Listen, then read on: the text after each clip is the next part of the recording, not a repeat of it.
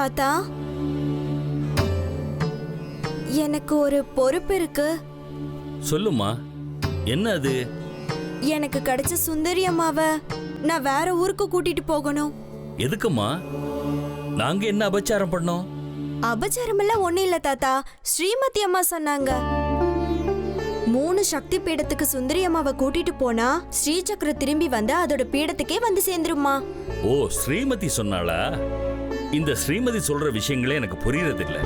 ஒரு சில சமயத்துல ரொம்ப விசித்திரமா நடந்துக்கிறா. சில சமயத்துல வீட்டு பொண்ணு மாதிரி பேசுறா. இன்னும் சில நேரத்துல என் அம்மா மாதிரி பேசுறா.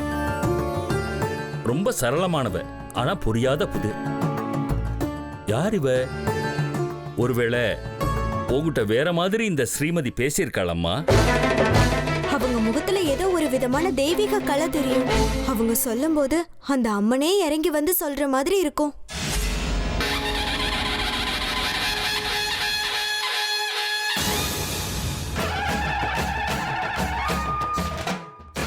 எங்கன்னு போக போற? உனக்கு எங்கேயும் போக நேரமும் இல்ல, இடமும் இல்ல. நீ எங்க போனாலும் உன் கையில இருக்கிற விக்கிரகத்தை பறிக்கிறதுக்காக துஷ்டர்கள் காத்துக்கிட்டே இருக்காங்க. ஸ்ரீ சக்கரம் அதோடைய பீடத்துல போய் சேர வேண்டிய நேரம் மீறி போய்கிட்டே இருக்கு. நீ இப்போ 3 தர்ம கஷேத்திரங்களுக்கு கிளம்பி போகணும். அது எல்லாமே சக்தி பீடங்கள். அங்க இருக்கிற சன்னிதானங்களுக்கு சுந்தரி அம்மாவை கூட்டிட்டு போகணும். ஒவ்வொரு சன்னிதானத்திலையும் அவளுடைய சக்திகள் ஆவாகனம் ஆகிக்கிட்டே போகும். அதுக்கப்புறம் சுந்தரி அம்மாவை இந்த சக்கராபுரிக்கு கொண்டு வந்து ஸ்ரீ சக்கரத்து பீடத்து மேல பிரதிஷ்டாபனம் பண்ணி வைக்கணும். அத உன்னுடைய சங்கரன் தாத்தாவே செய்வாரு.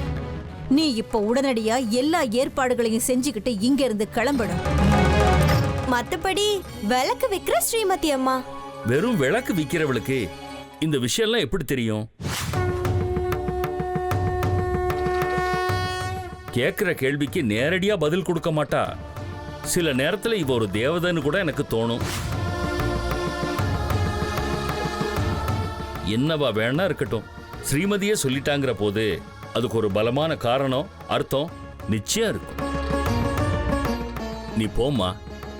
நீ போயிட்டு வர்றதுக்கான ஏற்பாடுகளை நான் செய்றேன். ஆனா வீட்ல நான் போறதுக்கு யாருமே சம்மதிக்கலன்னா என்ன பண்றது தாத்தா? நான் தான் இருக்கேன்ல, நான் பாத்துக்கிறேன்.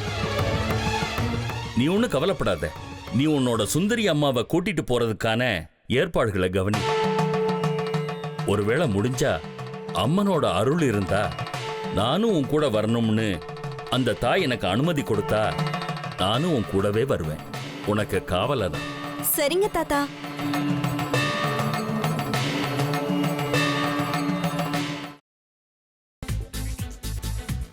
புதினா போண்டா.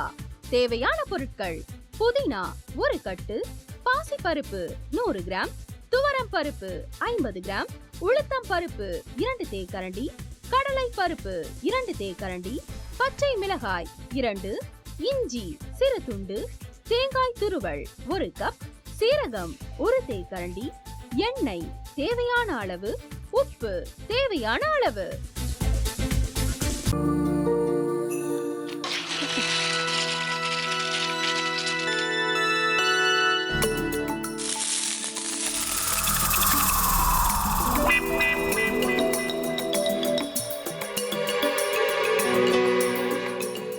இந்த ஆம்லெட் பண்றதுக்குள்ள போதும் போதும் ஆயிடுது.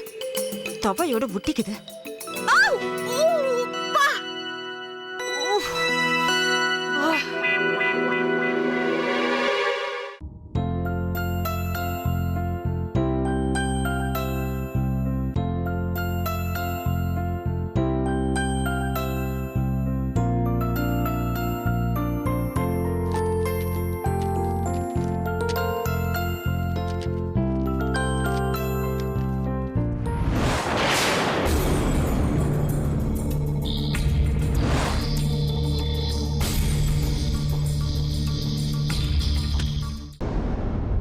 அமிர்தா இப்ப என்ன பண்ணிக்கிட்டு இருப்பாங்க? நாளைக்கு எல்லாரும் சேர்ந்து அவங்க வீட்டுல பொண்ணு கேட்கறதுக்காக போறோம். என்ன மாதிரி அவங்களும் ரொம்ப எக்ஸைட்டா இருப்பாங்களோ? அதான் போன் நம்பர் இருக்கே, போன் பண்ணி கேட்டுடலாம்.